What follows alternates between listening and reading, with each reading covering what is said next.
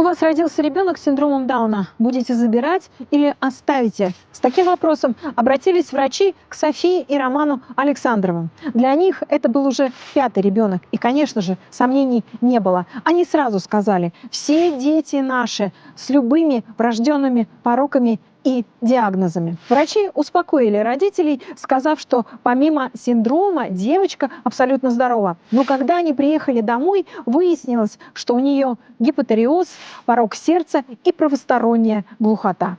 София и Роман за 9 лет сделали невозможное. Представляете, с 2,5 лет Тася свободно говорит на английском и испанском, учит латынь, играет на скрипке и фортепиано, социализирована и полностью себя обслуживает. Таких детей в России 1 на миллион. Прямо сейчас смотрите, как из ребенка с синдромом Дауна можно вырастить настоящего гения.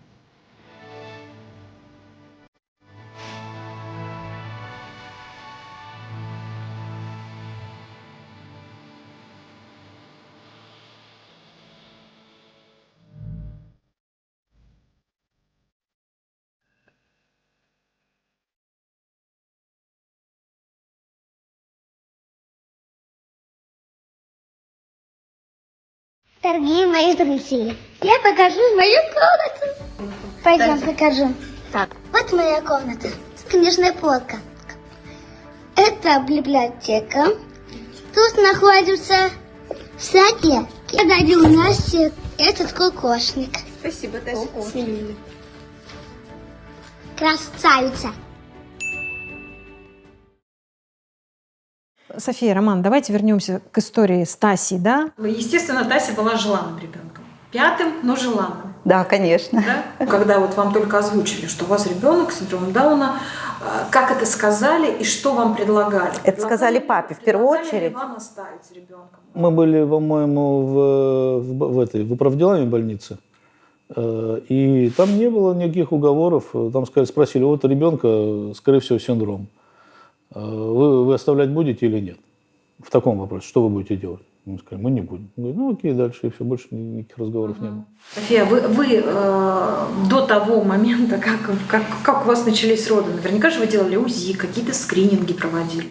Ну, как обычно. УЗИ я делала. От скрининга отказалась, написала отказ сознательно. Вот, потому что мое мнение такое, что, ну, это, естественно, было согласовано с мнением мужа, вот, но мы полагали, что если уж ребенок имеет какие-то отклонения, то что я буду делать? Убивать его? Но это уже жизнь, это настоящий человек. Да, может, он будет с какими-то там недоразвитиями или там особенностями здоровья или генетическими особенностями, но это уже живой человек, он такой, как его создал Бог.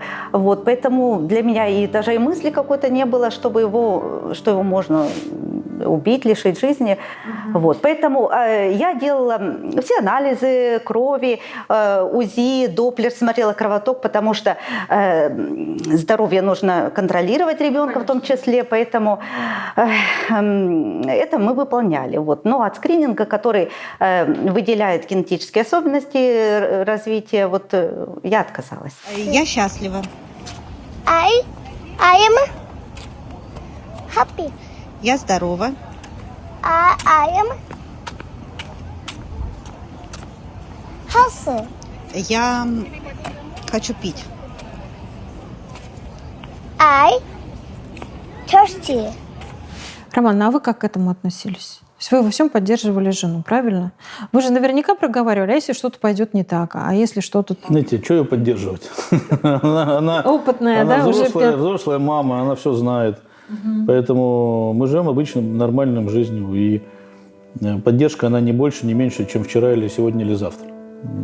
И, когда узнали, я сказал: у вас подозрение, съездите, сделайте тест. Я взял в больнице образцы, съездил, тест отдал, они мне там на следующий день, что ли, по-моему, прислали по почте результат. Уже когда родилась Тася? Да, прислали. Я помню, что когда они сказали сначала, еще даже я не делал тест, он родился часов в 11, мне кажется, такое, что время было первая половина дня, то я где-то, по-моему, в 3 часа дня записался на первые лекции по работе с синдромом Дауна. Дон Сайдап наш родимый. Да, часа, наверное, через 4. Вот. Потому что мне еще, пока я уехал, пока я поел, пока я начал в интернете искать, часа 4 прошло. Поэтому мы к этому скорее отнеслись не как к проблеме, как к задаче. Все люди разные, слушайте, все люди разные. Один высокого роста, другой маленький. Что по этому поводу сделать? Но вы же не предполагали, что у вас будет ребенок с каким-то синдромом? Было. Это 2 было верных признака. Во-первых, где-то уже в сентябре началось виться гнездо. От меня потребовали, что этот ремонт в этой квартире, который был полностью в бетоне сделан, был за 2 месяца. Так. Смотрите, вот бетон, все, вот бетон, просто стены бетона стоят. За 2 месяца вот это было вот так. Это было все нереально. Потому что это признаки, я не знала. Признаки стандартные. Да, Мужчины это чувствуют каждый раз, как это начинается видеть гнезда. Вот. А второе, мы полгода ходили в пансионат до этого, во время беременности, но еще с ребенком, детьми Дауна, синдром Дауна, и занимались там. С какой стати вдруг все мы туда поехали и начали каждые выходные практически туда поезжать, что с такими детьми играть. А я думаю, что это уже Соня знала, просто, организм знал, и поэтому ее туда и направлял. Друзья, подписывайтесь на мой телеграм-канал. В нем вы узнаете намного больше о моих героях. Do you have a book? Yeah. What book do you have? Space. Space, okay. Let's look inside.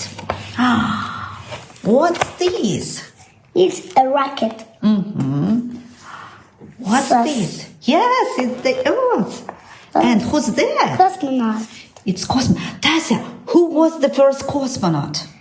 Yuri Gagarin. Yes, you're right.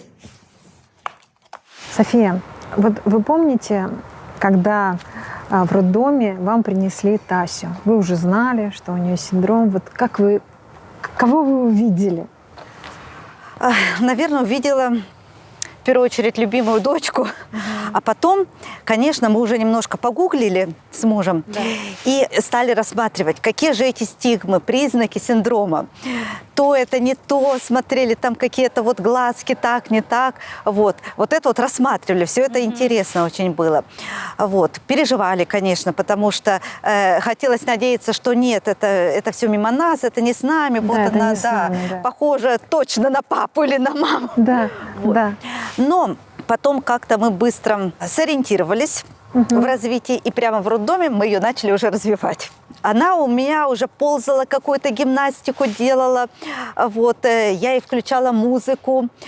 То Моцарта, то пение птичек, то еще что-то. Вот.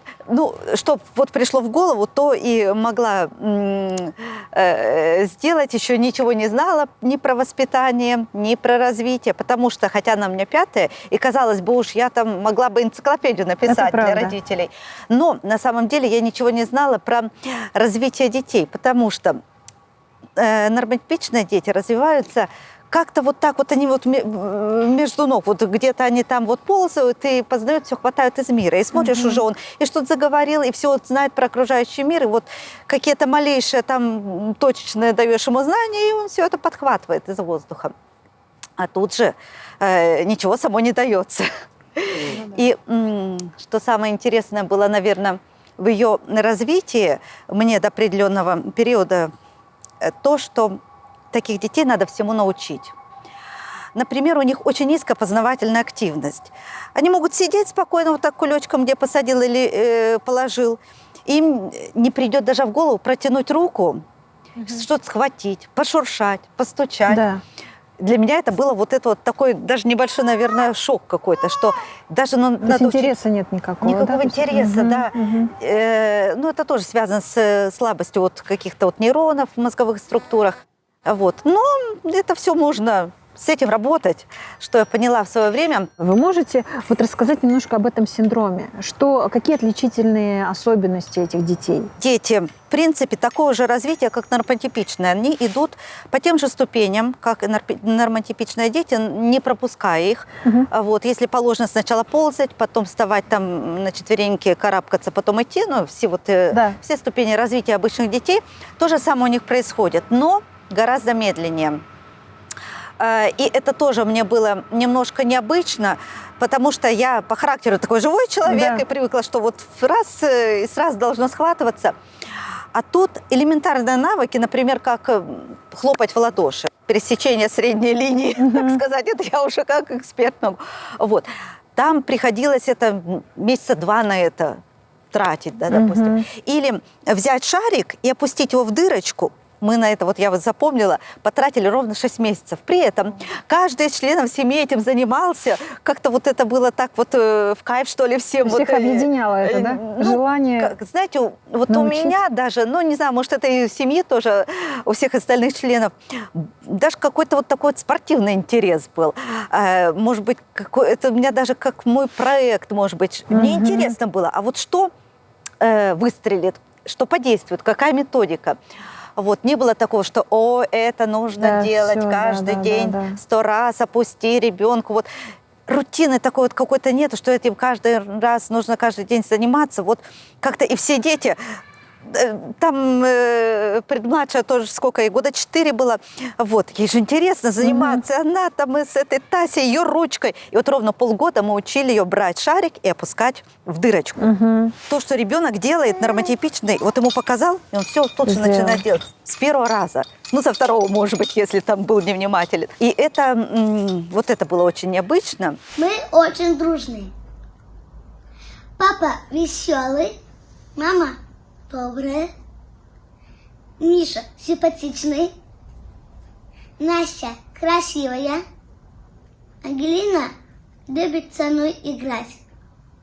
Уляна занимается со мной по скрипке. Со мной.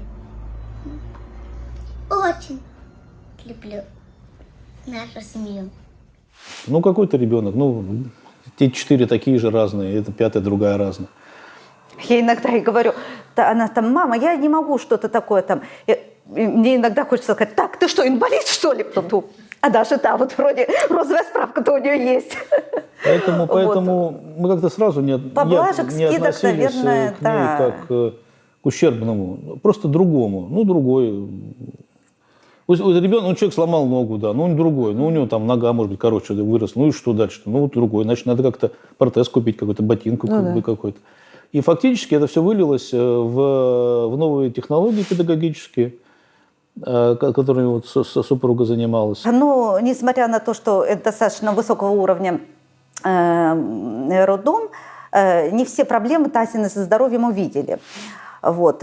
Сказали, что какая-то там есть маленькая дырочка в сердце, которая вот стандартная затянется, что-то там в овальном окошке. То есть здоровый вот. ребенок. Да, Отдавали в принципе, здоровый ребенок, да. И нас выписали из роддома, и спустя 2 дня на обходе наша педиатр говорит, что-то мне не нравится. Мне не нравится то-то, то-то, какие-то вот синие пяточки и так далее. И стала перечислять, говорит, я вызываю скорую, вот, и мы с вами поедем в больницу, да, обследоваться и, если надо, лечиться. Вот. Такой волнительный момент. Для меня было важно, как христианке, чтобы ребенок был крещеный. Мало ли что, потому что педиатр как-то говорила взволнованно, с опасением, тоже не очень большой, может быть, опыт был работать с синдромными детьми.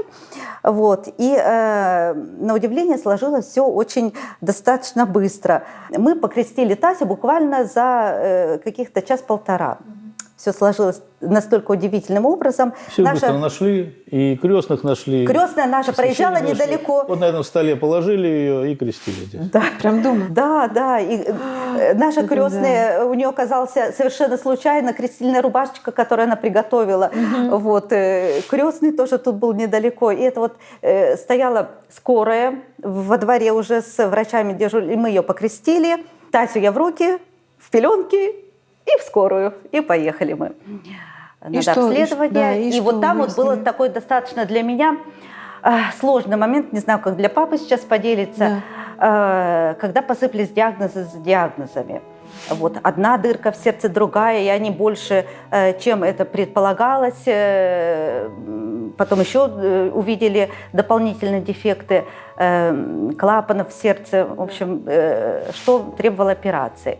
Вот. У нее диагностировали гипотиреоз, не работала щитовидка, это значит, что она была вялая, не сосала грудь, много спала, так, в общем, была совершенно аморфная к жизни.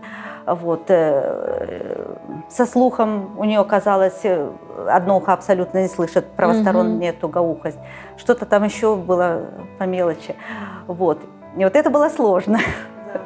И как, Роман, да, как вы Тоже как задача, которую нужно решать? Ну, сложно, да. Но в сердце дырки. В чем проблема? Проблема в том, что нет питания кислорода. Во-первых, первая, кто нам сказал про этот вопрос, она наша знакомая врач из Петербурга. Она случайно приезжала, как обычно, случайно.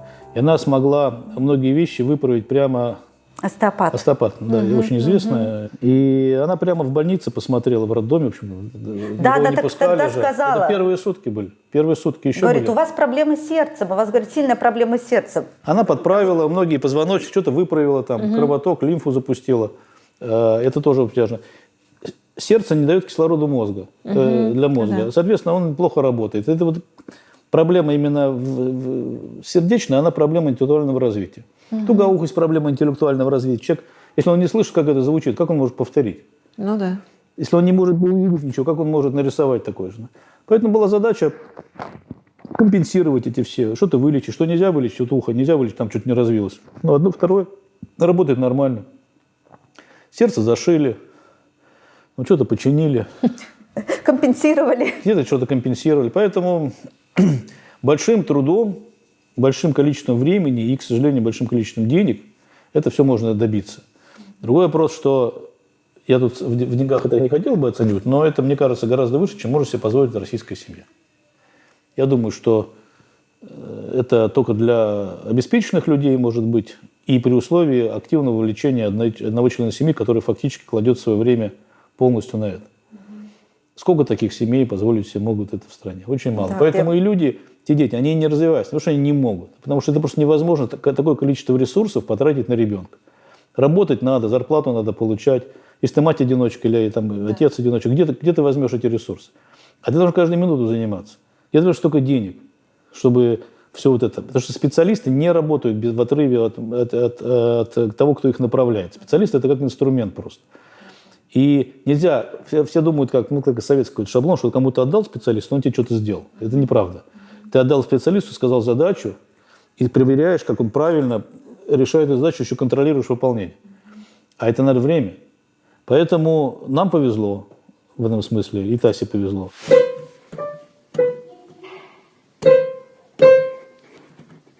Отлично. Строй можно хоть по такому.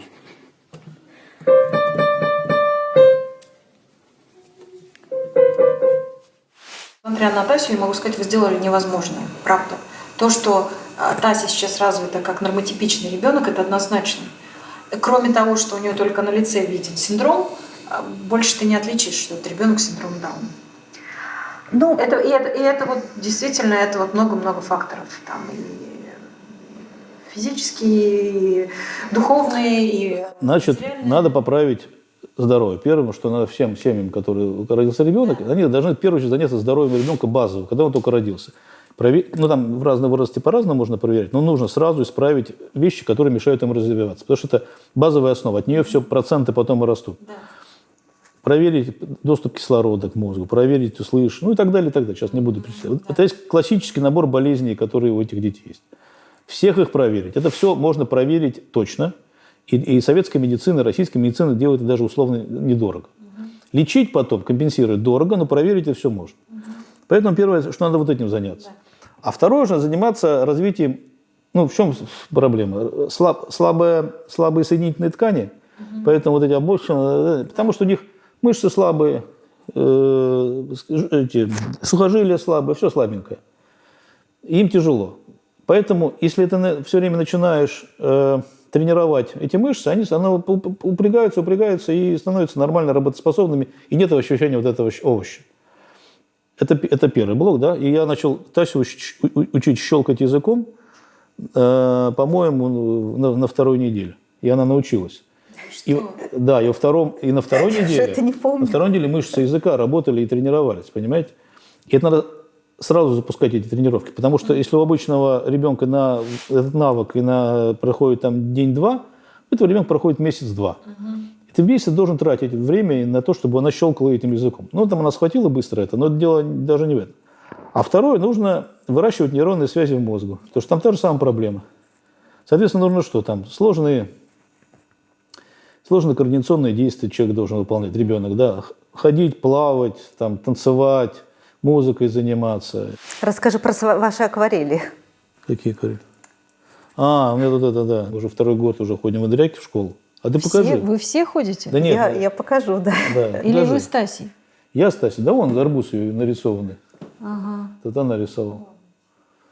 Это Вообще, последнее как занятие. это вообще возможно? То есть вы вместе вдвоем? Ну, потому что мне надо ей помогать, потому что она еще не очень все запоминает, но она уже лучше, чем с прошлого года. Я думаю, что на следующий год, наверное, сама может ходить. Дело в том, что я не могу запомнить эти инструкции, которые Я дает тоже не могу.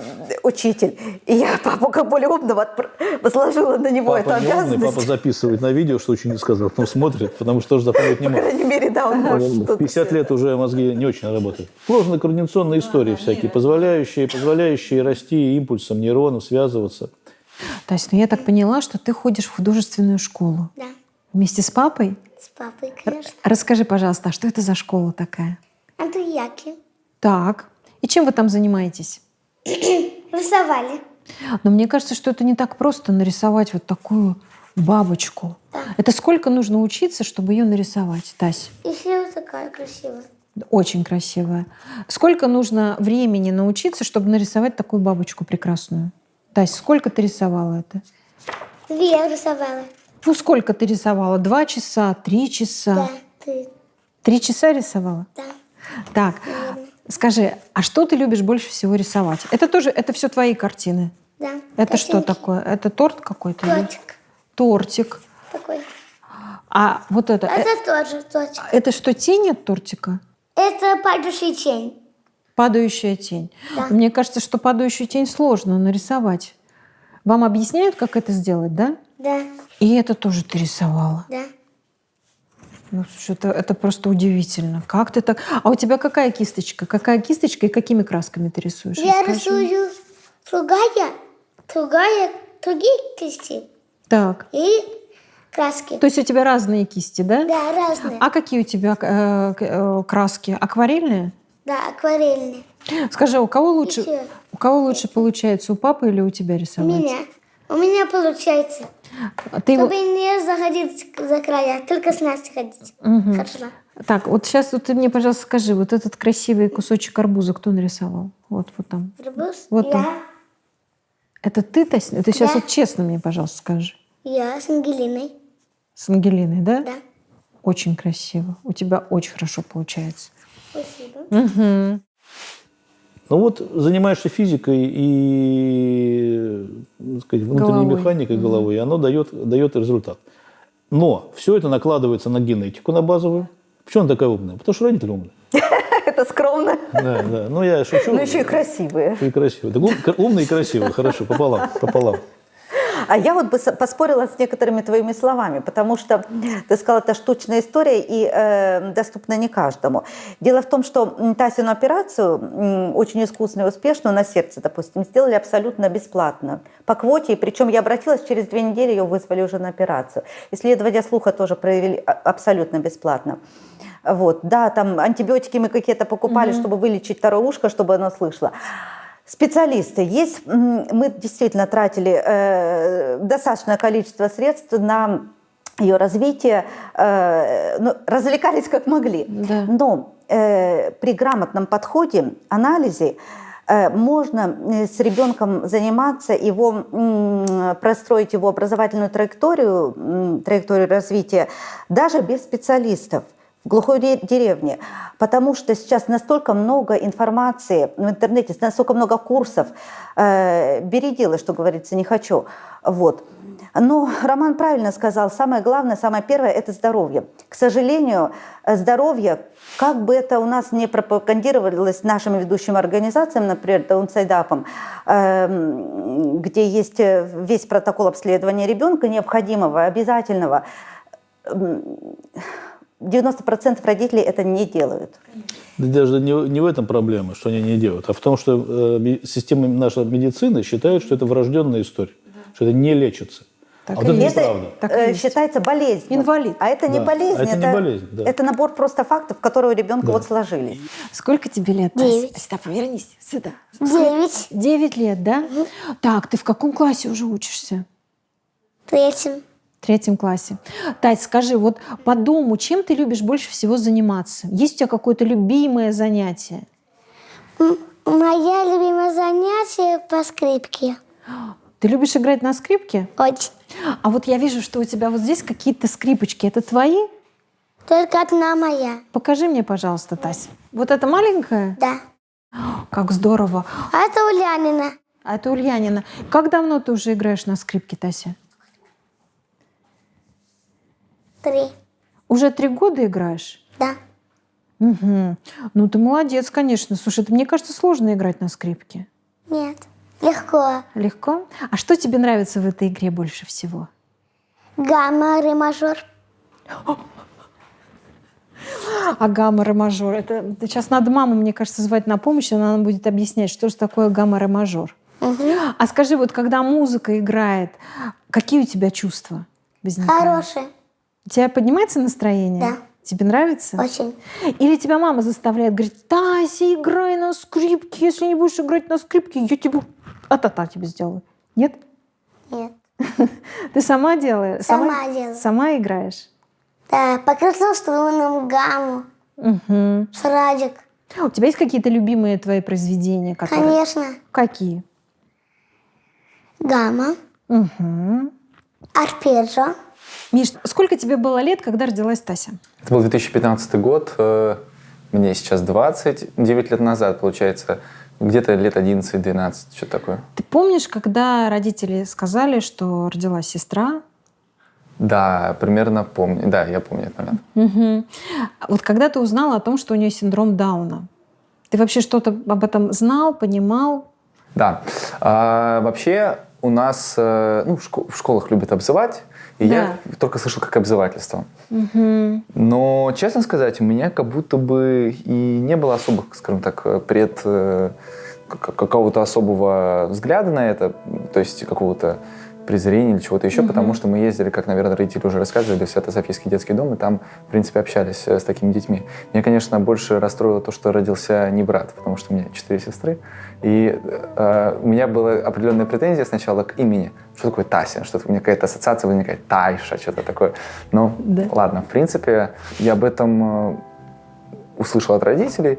У меня не было, наверное, понимания такого, что это вообще из себя представляет. То есть... Ну, вот этого... Ну, во-первых, смотришь, например, родителей, как они относятся к этому всему, и копируешь. Для меня папа является таким настоящим хорошим авторитетом в жизни, на который я ориентируюсь, поэтому я смотрел по большей части на его реакцию, скорее всего, и не то, что повторял за ним, просто следовал по такой же модели. Ну, то есть ты понимал, что это нормально, да? Я, видимо, был маленьким еще, и для меня как раз тогда складывалась норма. Для меня сейчас абсолютно нормально, и, не знаю, я даже забываю то, что у него там синдром, просто не отношусь как-то к этому по-особенному. Просто если какая-то тема там в разговоре с кем-то заходит, я такой: о, у меня, кстати, сестра синдром. Даже забываю про это. Поэтому сейчас для меня это норма. Тогда норма, видимо, формировалась. Кидай. Даже если не получится, все равно. Отлично.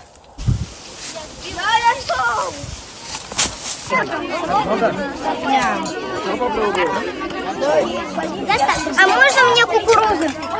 Я хочу. Пожалуйста, мама. Когда сейчас, София, смотришь на Тасю, то кажется, что у нее легкая форма синдрома Дауна. Да, есть такое Это так немножко. или... На самом деле у Таси самая обычная трисомия. Вот, да, то есть каждая клеточка у нее несет дополнительную хромосому. Вот, мы в свое время надеялись, что, ну, ладно, раз синдром случился, ну, может быть, мозаичная форма все же и нас пронесет. Мозаичная легче форма, да? Мозаичная, там, допустим, может быть только 5% клеток имеет дополнительную хромосому. Иногда таких деток вообще даже по виду не отличишь, вот только вот по анализу крови можно это установить. Но я в свое время заметила некую тенденцию, что такие дети часто даже хуже бывают развиты. Может быть, родители расслабляются, что у нас вот практически норма, и работать целенаправленно по тем задачам, проблемам, которые есть в ребенке. Вот, не знаю, но Стася, что случилось, то случилось. Я так понимаю, что одна из особенностей детей с синдромом Дауна – это умственная отсталость. Да. Когда она проявляется? Как она? По Тасе ты вообще не скажешь, что у нее есть умственная отсталость? Вы знаете, наверное, если бы ее эксперты тестировали, то, наверное, поставили бы какую-то степень умственной отсталости, это бы точно, наверняка. Потому что она хоть и во многом достаточно развита, но видно, что это ребенок особенный. Это проявляется в логике ее речи, в мышлении. Когда она была младше, были большие проблемы с речью. Она не могла ни произносить, ни говорить, ни строить фразы, в то время как дети ее возраста уже вполне спокойно себе болтали и чувствовали себя непринужденно в речевой деятельности. Вот. Многие вещи абстрактные. Мне говорили специалисты, что им вообще абстракция недоступна, абстрактное мышление.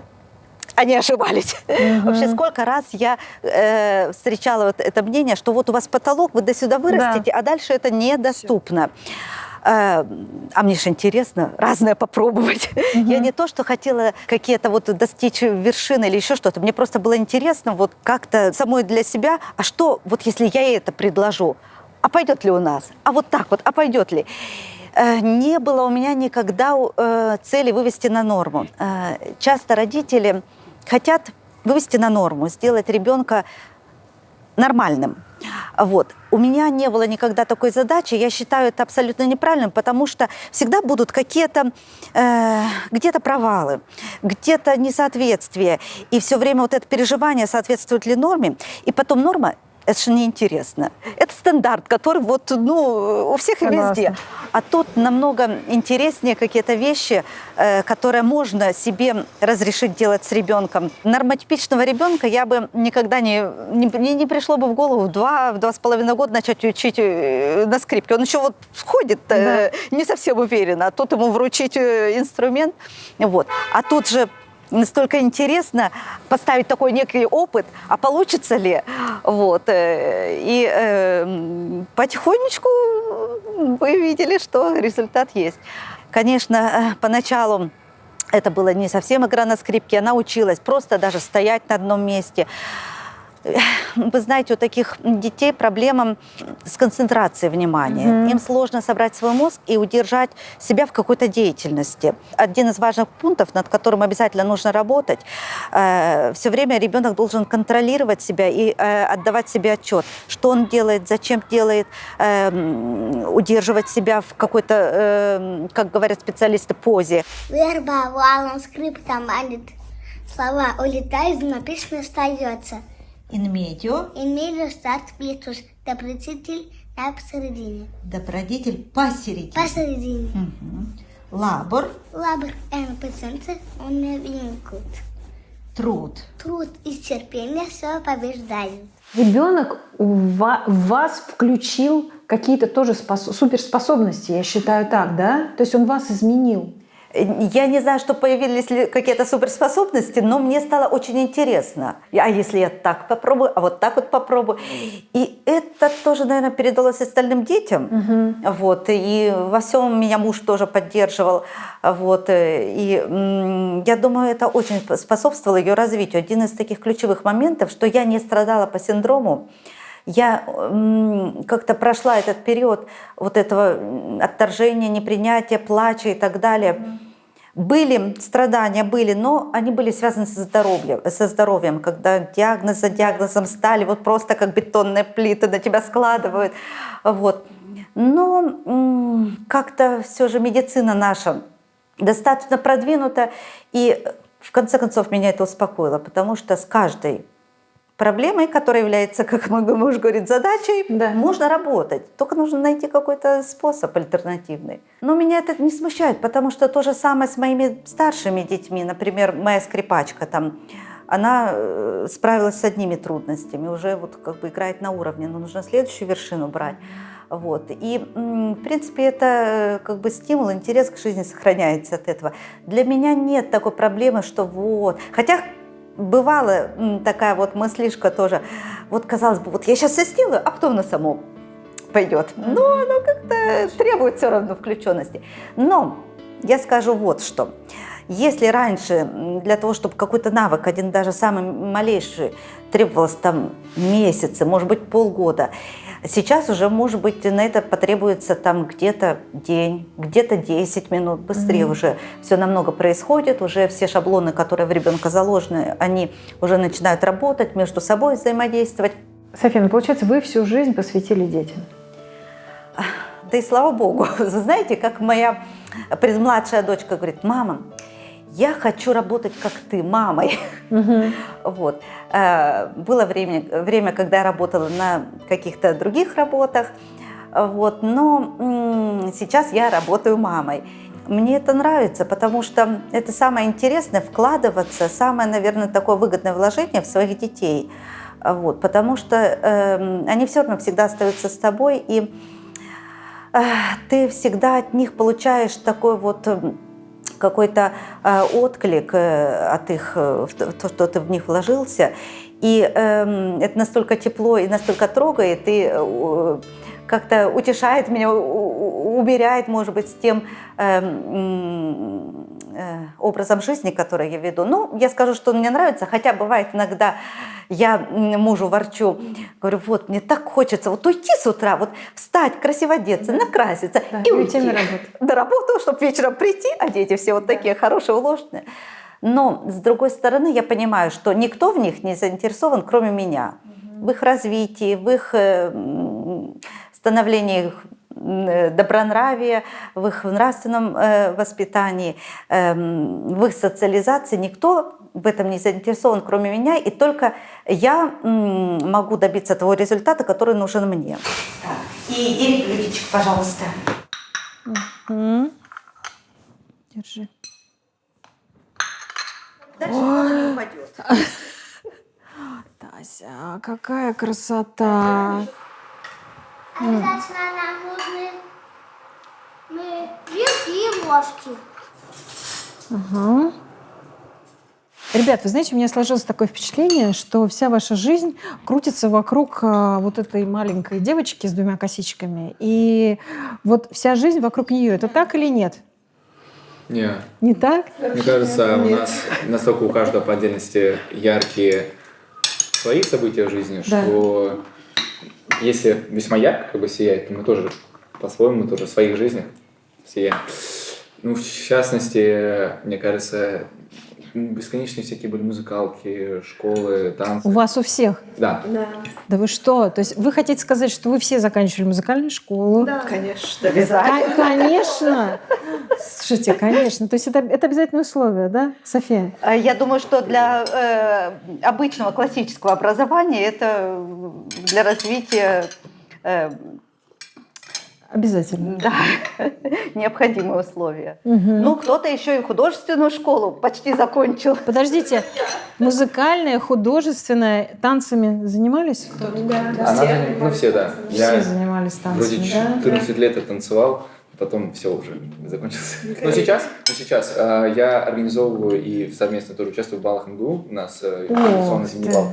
И вот в этом году мы снова тоже его делаем. Ты какие-то танцы ставил, даже Да, постановки да. режиссировал. А где вы учитесь, ребят? Расскажите, ты, Миш, где ты учишься? Юридический факультет МГУ, На каком курсе? 3-й курс. Уже на 3-м курсе. Ты взрослый парень. Да, слушай, здорово. Я закончила 2 года назад универ. Я училась в Институте страноязыки МГУ. Вот, сейчас я работаю в Ленинке, библиотекарем, востоковедом. Слушай, ну это интересно. Не скучно? Нет, на самом деле у меня я еще няней подрабатываю, я еще фотографом работаю, я веду блог, у меня есть другая работа, поэтому мне вообще не скучно. Слушайте, ребят, ну рассказывай. Я в 11 классе, я сейчас на семейном образовании, то есть учусь дома, в школу не хожу. Из школы ушла в классе в 5, наверное, или в 6. Что-то такое. Да, в начале 6-го. В начале 6-го, да. Да.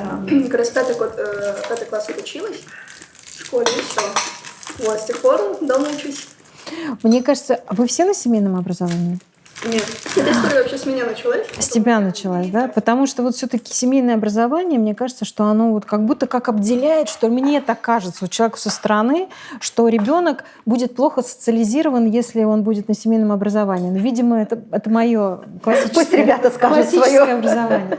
мнение. Я заметила, что социализируют не школа, не детский сад, а родители, потому что социализация это какой-то комплекс установок, которые тебе закладывают А родители как раз там семья учат общению, коммуникации. И, в принципе, мне кажется, что вот, по крайней мере, на моем примере, на Тасином, например, такой очень яркой девочке, что вот у нас не возникла ситуации, что семейное образование как-то нас ограничивало в этом плане. А семейное образование, что оно предполагает? То есть это мама у вас преподаватель по всем предметам или нет? Ну, вообще, это семейное образование очень широкий спектр для деятельности дает. То есть вот в нашем случае, наверное, как основной концепт обучения — это классические беседы, модель, которую, наверное, мама может лучше. Ну да. Вот. И вокруг нее строится обучение. Дальше, опять же, у меня была куча музыкалка, там всякие... Дополнительные, да, вот эти художка, дополнительные танцы, скаутинг, да, между прочим. Тоже, кстати, очень хорошо для социализации. Ну, то есть, как бы вокруг школы не строится вся жизнь, и социализация тоже вокруг школы не строится. Ну да. Есть еще куча точек соприкосновения с миром. Здорово. Вот. Вообще, что нужно сделать для того, чтобы каждый ребенок закончил успешно школу, поступил в вуз, хороший вуз, да, и стал человеком? Ну, просто я вижу, что у вас все дети, ну, просто действительно, не знаю, высоко организованные личности. Существенно. Что нужно? Вот что нужно, Я, наверное, чтобы... как мать сначала отвечу, да? Такое родительское мнение. Мне кажется, в первую очередь нужно воспитать, ну, к чему мы стремимся, по крайней мере. Тасюшка, подожди, 5 минуточек. Ты пока встреть Ульянку.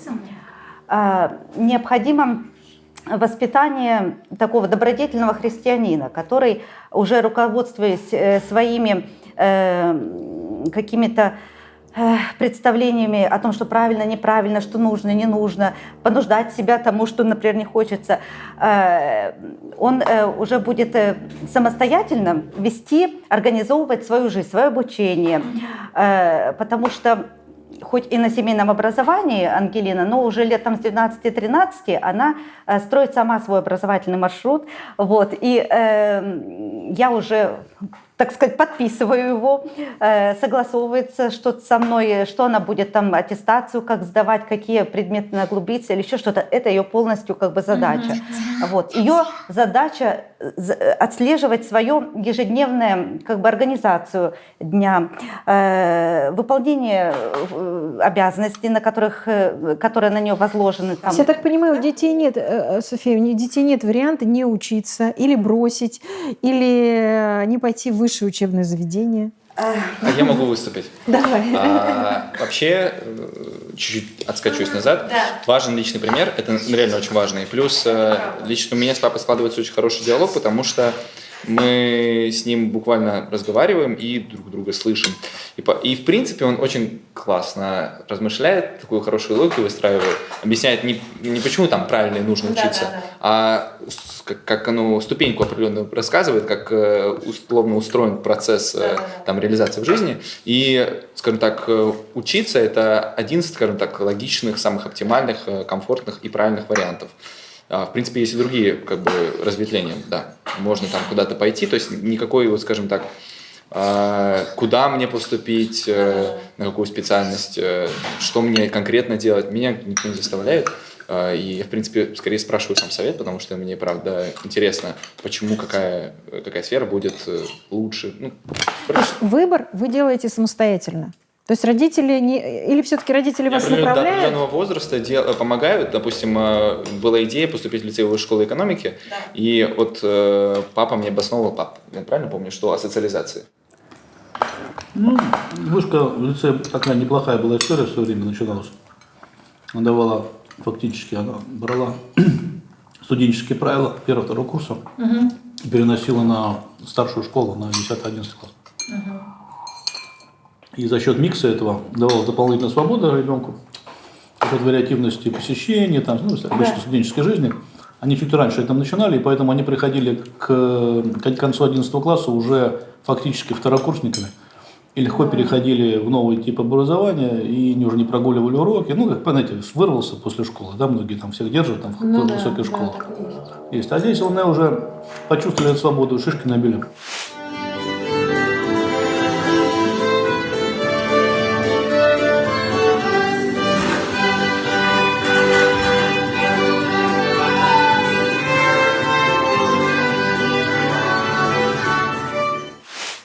ты несколько дней у меня, видимо, уже не стирала. Твоя корзина Посмотрим. переполнилась уже. Давай-ка поставь стирочку, пожалуйста. Вот моя стирка. Тася, что ты это несешь? Вот, смотрите. Так, давай, где стирка у тебя? Где стиральная машина? Пойдемте, покажу. Вот, заходим. И класть свою одежду грязную вот сюда.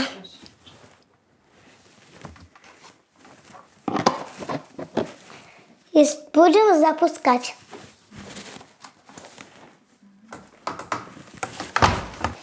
Крок запущен. Так, и через сколько у тебя белье будет чистое? Через конец 10. Час 30, да? Милевое испытание – это что? Это значит полностью семья, не только мама, а полностью семья участвует в образовании ребенка. Только семья? Дополнительно не привлекаете никаких преподавателей? Вы знаете, я могу воспользоваться вот такой вот услугой, когда преподаватель по какому-то предмету, например, у меня Ангелина готовилась к ОГЭ, и она говорит: мама, мне нужно поднатаскаться к ОГЭ по-русскому. И где-то 2-3 урока мы перед экзаменом взяли, она позанималась и поняла, из чего состоит тест, и вот как бы поднатаскалась к ОГЭ. Вот. Почему нет? Я всегда этим могу воспользоваться. Но дети постарше уже сами выбирают себе какие-то курсы, какие-то что-то. Говорят: мама, можно я вот это вот, сможешь ли ты мне оплатить? Я говорю: да, если это тебе нужно, да, пожалуйста. Или такие-то книги купить. Вот она что-то захотела почитать в оригинале. Говорит: можно мне по астрономии там что-то на языке купить? Вот, пожалуйста. Вот. А начальная школа, все предметы вели вы, да? Этим полностью занимаюсь я. Вот, например, у Таси сейчас ее образовательный маршрут строится таким образом. Ключевой образовательный элемент – это классические беседы. Такое сообщество поддержки семейного образования, которое уже в мире существует около 30 лет, некое возрожденное средневековое классическое образование, ведущее еще и от Аристотеля свои корни, которое подразумевает в себя не просто накапливание знаний, как в школе дают по каждому предмету, причем у каждого учителя он самый главный, вот, а дети в старших классах по 17, по 20 предметов имеют. И здесь идет немножко другой ракурс, даже не немножко, а совсем, наверное, другой ракурс. Детям даются инструменты учебы. Классическое образование, которым мы занимаемся, состоит из тривиума и квадриума. Тривиум, немножко вот про него, это грамматика, диалектика и риторика, что соответствует возрастным нормам ребенка. Если ребенок в возрасте попугая, там 4, 7, 10 лет, он готов за тобой повторять, запоминать, как вот мы с Тасей вам показывали разные там эти считалочками, таблицы умножения и так далее. Не обязательно он должен это понимать. Пусть он даже ничего это не понимает. Вот. Но когда он подойдет к возрасту уже 12 лет, когда у него начинается уже диалектический период, когда он может размышлять, задаваться вопросами, сопоставлять факты, логически их связывать, у него уже есть накопленный багаж знаний, которые он выучил в наших предметных областях, студии такие мы называем. А студия это что? Студия это маленькие, урок, или это беседа? Это маленькие кусочки информации по таким предметным областям, как география, математика, русский, наука, латынь, историческое предложение, хронология. Вот Тася, например, может рассказать всю хронологию от сотворения мира до Путина. Перечислив всех... Правда? Да, вот... Жалко, что она ушла, сейчас ее нет с нами, но она может сотворение мира и грехопадение, потопы Вавилонская башня, Месопотамия, Шумер, Древний Египет, Инская цивилизация, Крито-Микенская цивилизация и так далее. И потом она перечислит всех правителей. Длина окружности равна удвоенному произведению числа пи. И радиуса пи равно 3,14. Пи равно 3,14. Тася, ты можешь сейчас с мамой поговорить на английском? Хорошо. Давай. What do you like for breakfast? Breakfast. Yes, for breakfast. Maybe for lunch. Yes. Yeah. I like soup and salad. Soup and salad. Can you cook salad? Oil, You put oil. What else? tomato, cucumber, Tomato, cucumber, salad. Maybe some pepper. Yeah. What's your favorite? A bit. A bit. Okay. What's your favorite food? Do you like sweets? Yes. What else do you like? I like ice cream. What sort of ice cream do you like? Mojito. Mojito ice cream? Yes. Did you eat such a kind of Yes. ice? Oh. Can you ask me something? Ice cream, banana, chocolate, and strawberry. София, скажите, со скольки лет вы начали обучать Тасю английскому языку? Тасе было 2,7 примерно. Она еще не очень хорошо говорила по-русски. Ну, какие-то слова, фраз не было. Вот. И я наткнулась на интересную программу, которая, вот я подумала, стоит попробовать. Вот. И мы начали, купила я эту программу, и я просто включала короткие ролики, такие жизненные, были маленькие обучающие ролики, мультики. Вот. И полгода примерно Тася наша просто смотрела. Так. А через полгода она заговорила. Вот. И да, заговорила уже сразу вот теми фразами жизненными, которые вот из мультиков, там такие были бытовые ситуации. Вот, Не смотри, не мультики. фильмы, да, конечно. Сейчас она фильмы смотрит уже на английском совершенно свободно. Мы сейчас не смотрим... Seven Days. Нет, Seven Days это у тебя обучающий мультик. Harry Potter. Harry Potter.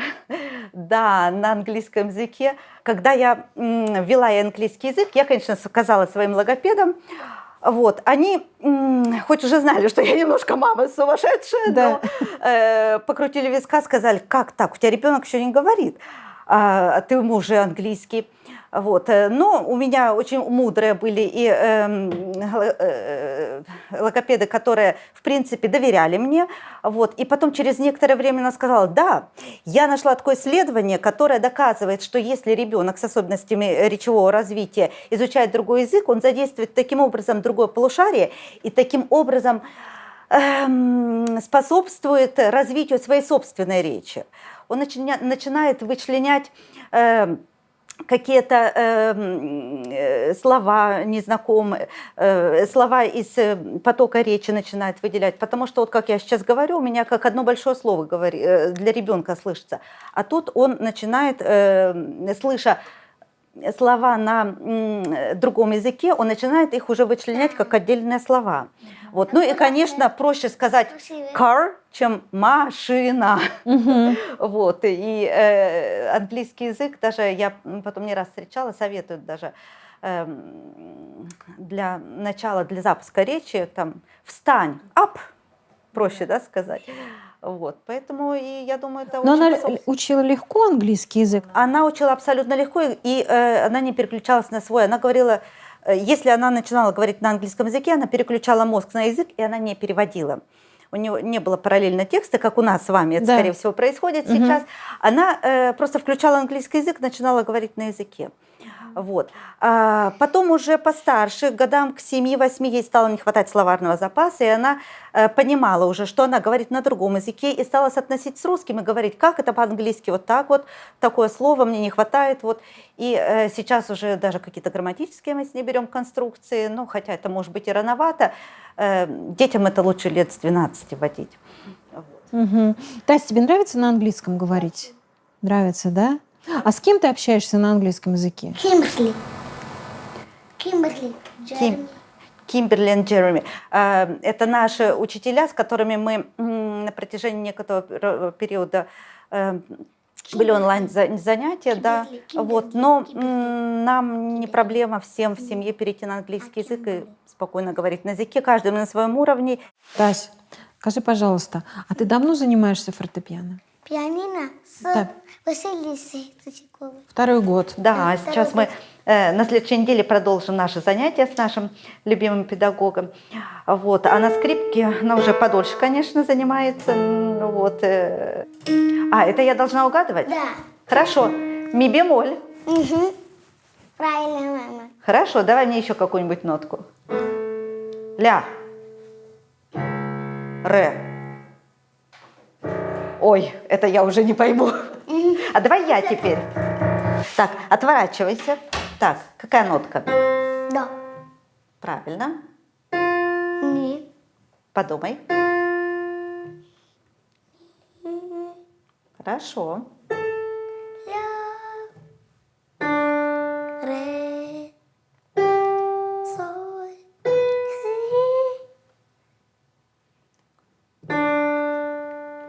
До. Молодец, Тасюшка. молодец, Тася, молодец. Мама будет сидеть, а Галя будет танцевать. Давай.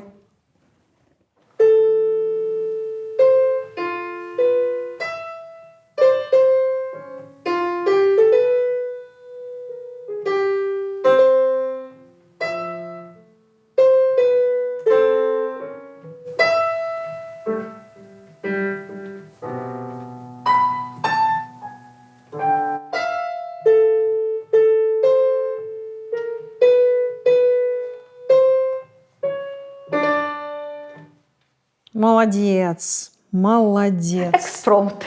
Это экспромт был, да?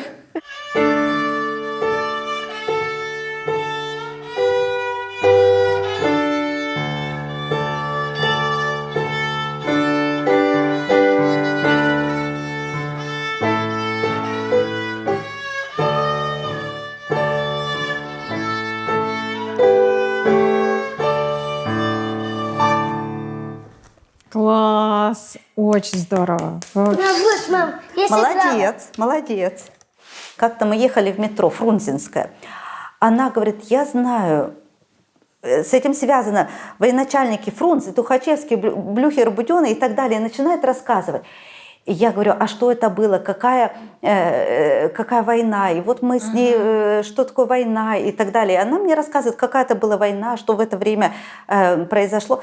То есть у нее уже включаются вот эти вот, знания начинают работать в ней. Это так прекрасно. И раз в неделю мы встречаемся с нашим сообществом, которое занимается те же самые, и мы раз в неделю проводим как бы занятия, ведущий родитель, не учитель, а ведущий родитель, который на шаг впереди, вот как бы чуть немножко больше изучил вперед, он показывает, на детях, как вот, чем можно дома заниматься, вот, изучая то-то, то-то.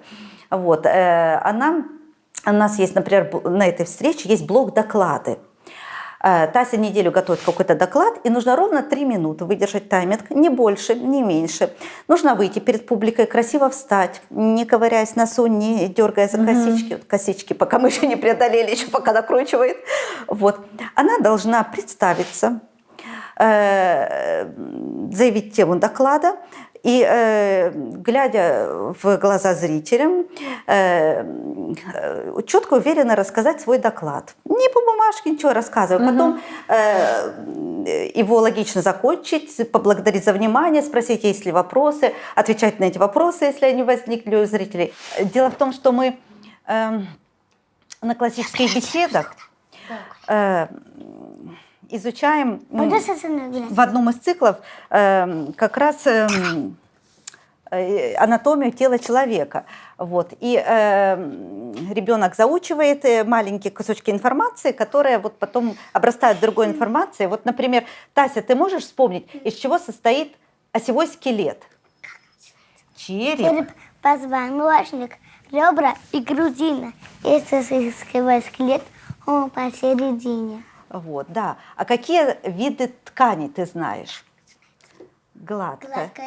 Поперечная, полосатая, сердечная, поперечная, полосатая, то есть скелетная. Скелетная. Вот. А про эндокринную систему что ты можешь сказать? Эндокринная система состоит из желез, которые вырабатывают гормоны. С током крови гормоны разносятся. Так, Что такое эндокринная система? Вот такой у нас вопрос. Споем песенку? Эндокринная система состоит из желез, которые вырабатывают гормоны. То, как в крови гормоны разносятся по всему организму и влияют на него. Слушайте, это очень круто, я не могу. А песенка про пищеварительную систему, это вообще мы споем, да? Так, давайте. Что входит в пищеварительную систему? Ротовая полость, пищевод, желудок, поджелудочная железа, печень, желчный пузырь, тонкая кишка, толстая кишка. Да не прелесть ли? Да это просто чудо. Ну, то есть мы какое-то. разными мнемотехниками запоминаем, вот, но это про наши классические беседы. Да. Про латынь, да? Да, Вот про можно латынь. что-то. Да. Тась, а ты мне скажи, пожалуйста, давай афоризмы. Вспомним, какие афоризмы ты знаешь. Давай. Верба. Верба, волн, скрипта, майны, слова улетают, написано остаются. In medio. И между start letters. Добродетель посередине. Добродетель посередине. Хорошо. Так, labor. Labor and pacienza omnia vincut. Что это значит в переводе? Труд и терпение все побеждают. Да, мы изучаем еще разные отдельные слова, глаголы, существительные, предлоги, Да. союзы, частицы. Например, давай-ка, Споем? нет, предлоги in, In, в, апот, у, пер, через, сильно, без, о, т, о. а давай-ка вспомнишь существительные местоимения, например. Вербум, вербум слово, деус Бог, апод деум у Бога, а део от Бога, ин принципио в начале, омния, омни все, и нихиль ничто. Тась, расскажи, пожалуйста, где ты живешь? Я так понимаю, это вот эта твоя комната, да? Да. Так, где у тебя игрушки, где твой стол, кто где спит? Рассказывай. Здесь мои игрушки, Так, у тебя здесь мой стол. ты здесь вот. рисуешь, да, за столом? Да. Занимаешься. Угу. Еще даже мой крабик есть такой. Ой, еще крабик у тебя есть красивый. У тебя волосы длинные, поэтому Для тебе крабик волос. для волос. Так, давай, что еще? Показывай, где ты спишь, Тася? Тася, покажи, где ты спишь. И За я это. здесь. Здесь, на втором этаже? Да. Ты не боишься на втором этаже Я спать? вот так вот поднимаюсь Так, ночью. ночью? Да. Ну, ты- Когда я одета в пижаме, Так, зубы почистила мгм. и уснула. Засыпаешь, сказки тебе мама читает или нет? Или ты уже сама спишь? Я сплю сказкой или без. Понятно. Спускайся, давай уже к нам. А кто рядом с тобой? Сестры спят? Здесь Тут кто спит? Ульяна спит. Так, а здесь никого. А тут вы. Я здесь лягу сегодня. Скажи, Вот. ты все книги перечитала уже в своей библиотеке, Тася?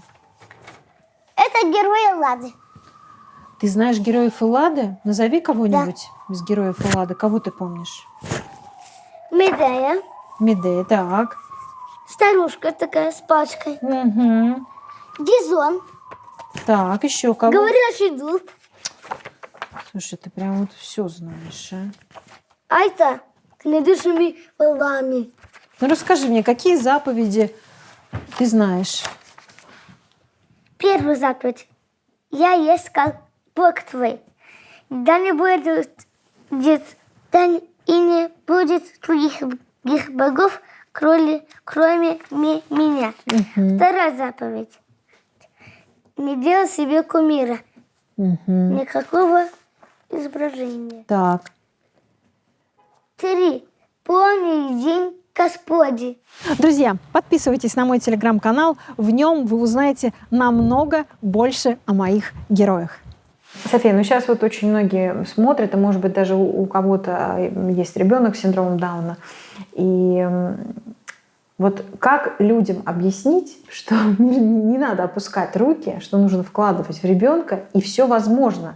Возможно, как у вас, да, ребенок с классическим синдромом Дауна становится через 9 лет, это реально просто уникальный ребенок, который многое умеет и многое Да. может и знает. Вы знаете, у Таси есть друзья, которые тоже с обычной трисомией, но они более даже гениального развития и более успешного. Поэтому Тася не уникум абсолютно. Она с такими же всеми проблемами. Но в первую очередь надо понимать, что это человек с абсолютно интереснейшим набором данных. Это не нормотипичный человек, но это же здорово. Я, например, никогда не превращусь в какую-нибудь там худенькую балерину и не буду подпрыгивать и фуэте крутить, ну, потому что у меня физическое мое развитие такое, но я же тоже ведь здоровская. Вот то же самое с ребенком, который с синдромом. Он также с прекраснейшим набором данных, нужно только вот все пробовать, все пытаться, все развивать. И надо уяснить, что эти дети способны развиваться. И очень важный момент, чтобы мама не инвалидизировала ребенка, потому что Что это значит? Что вы вкладываете? Поясню. Вот ребеночек родился, у родителей сразу горе. И они внутри начинают считать, что это вот некий такой вот недочеловечек, некий уродец, который вот не уродился.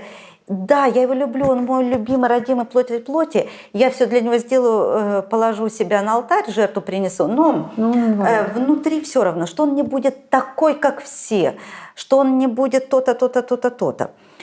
Но что я хочу сказать? Вы загляните в будущее ребенка. Вот как это мне помогло. Я изучала очень много негативный опыт. Я смотрела взрослых людей с синдромом, изучала разные знакомые семьи и подмечала, что мне лично не нравилось. Например, я знакома была с мамой, у которой девушка 18 лет была в памперсе.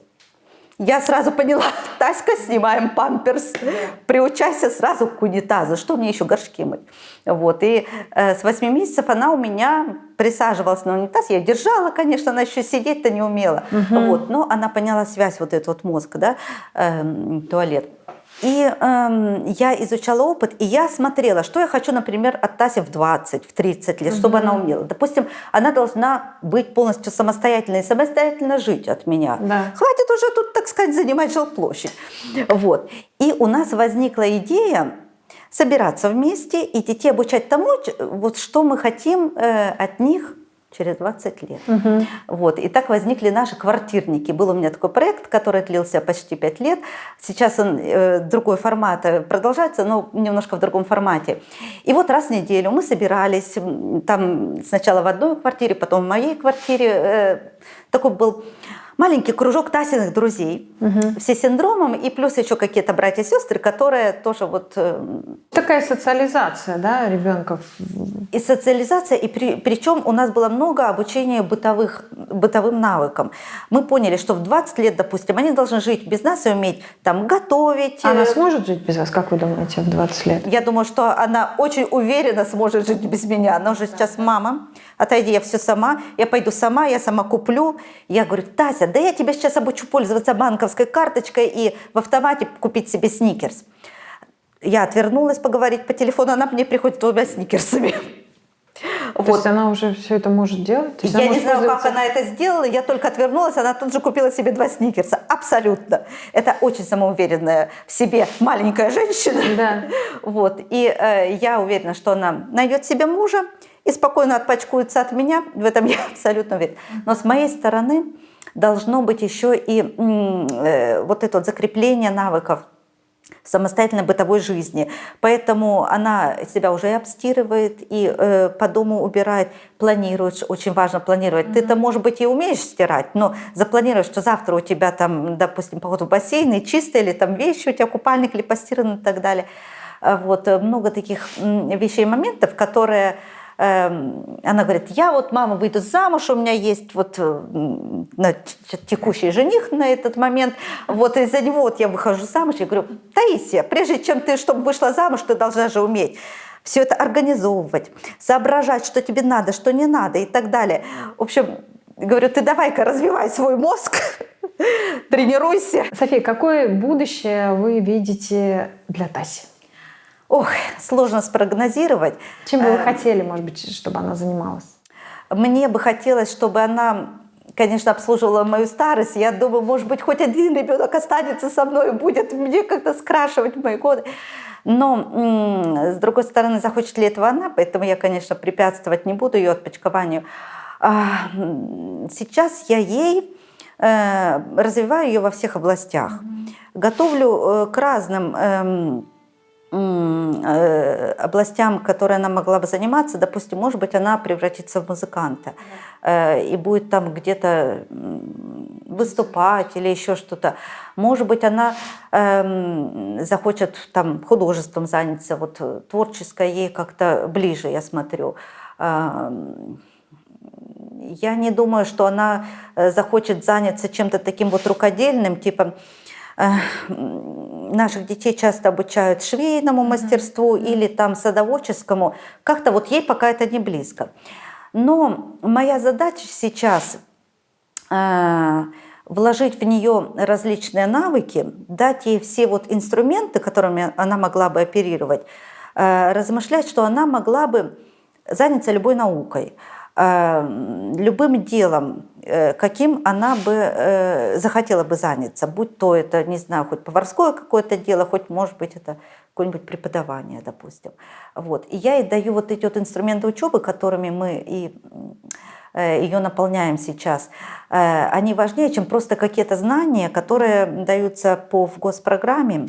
Вот. И обладая этими навыками и умениями, инструментами, она справится, я думаю, с любым делом, которое бы ее заинтересовало. Поэтому вот это важнее для меня.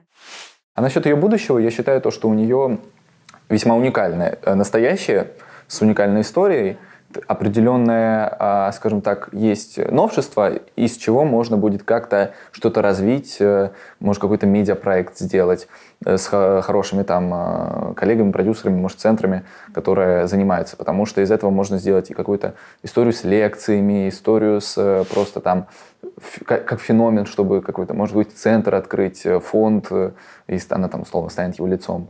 Просто это нужно заниматься, держать на контроле, и в некотором смысле я чувствую какую-то ответственность за ее судьбу, потому что могу там где-то помочь, что-то сделать, как-то где-то, может, продвинуть что-то еще. То есть, я думаю, ты веришь, что у нее будет профессия, да? В традиционном смысле профессия, мне кажется, это не ее уровень. Просто она как звездочка, которая должна сиять. Тут обычная работа скорее не то, что не для нее, а в том смысле, что она реализоваться сможет больше в другом формате работы. То есть, опять же, лицо какого-то фонда, но это же спикер определенный со своими там, спецификой. Вот смотрите, я смогла, вперед, давайте вместе там откроем какой-то фонд при поддержке правительства и так далее. Да. Наше общество готово принимать таких людей? Про общество. Вы знаете, такой вопрос, с которым я, честно говоря, не задумываюсь. Потому что меня не то, что вот не беспокоят вот взгляды людей, их мнение. Я иду с ребенком или я чем-то занимаюсь на улице, еще что-то. Я не думаю про синдром, я не думаю про то впечатление, которое Тася в это время производит. Вы знаете, когда я вижу, что мой ребенок, допустим, готов заниматься хореографией в хореографическом классе где-то, то я просто беру ребенка, прихожу к преподавателю и говорю: вот ребенок, он будет у вас заниматься. Я не говорю: вот синдром, возьмете, нет, посмотрите, пожалуйста. У меня даже как-то, знаете, вот мысли такой не возникает. Я не то, что специально не говорю о том, что у ребенка синдром. Я просто знаю, что она уже выросла, готова, доросла мозгом до определенной деятельности, там художественной, например, школу. Я говорю: вот ребенок, мы к вам.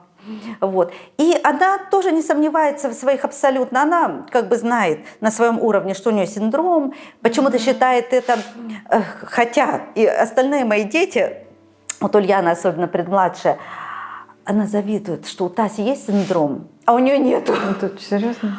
Да, она вот, я думала, маленькая еще, но перерастет. Даже сейчас, вот у Таси на день рождения к ней пришло 70 человек, и было столько подарков. А ко мне там 5 человек только пришло.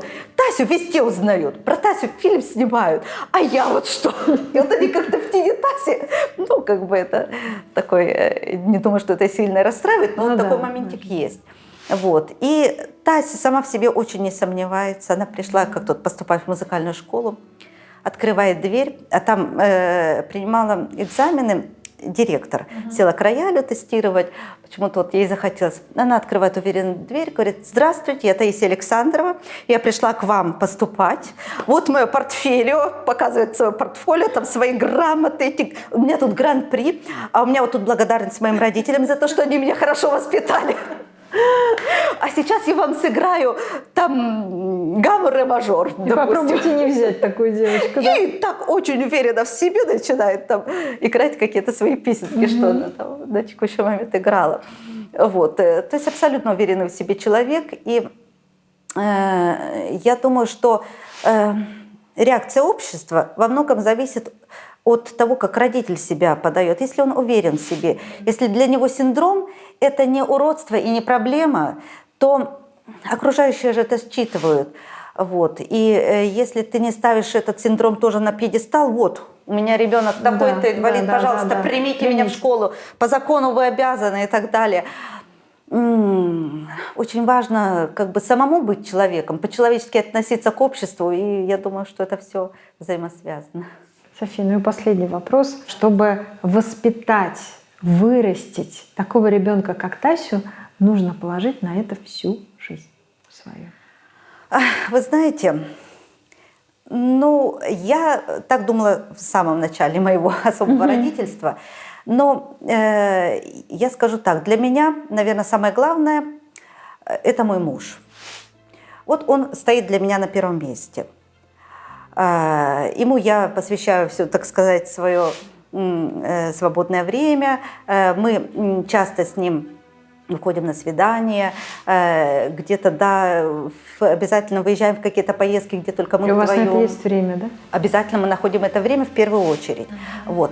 А дети уже по остаточному принципу, потому что ставить детей в главу угла краеугольным камнем, я считаю это изначально неправильным.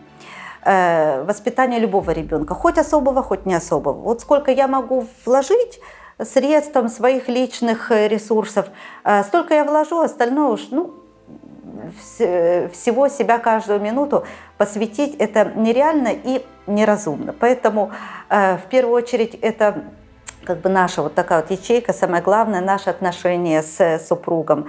А остальное уже оно само пойдет. Потому что если между нами есть мир и согласие, если мы любим друг друга, посвящаем свою жизнь, свои мысли друг другу, то и у детей все в развитии даже особого ребенка все пойдет по-другому. Вот. И мое отношение, я буду чувствовать его поддержку, его как бы силу, крепость за спиной. Вот. И я считаю, это самое главное. Так, можно у вас купить, пожалуйста, вот эту птичку? Сколько она стоит? Птица стоит 5 рублей, Так, я вам даю 10 рублей. а я вам дам сдачу. Сколько вы мне дадите сдачу? Так, О, 5 рублей. Все верно, спасибо. Сейчас многие смотрят, да, эту программу, и, может быть, кто-то сейчас узнал о том, что у него ребенок с синдромом Дауна. У него паника, страх, он хочет сделать аборт. А мужчина говорит: нам там инвалид не нужен, он не нужен, иди делай аборт.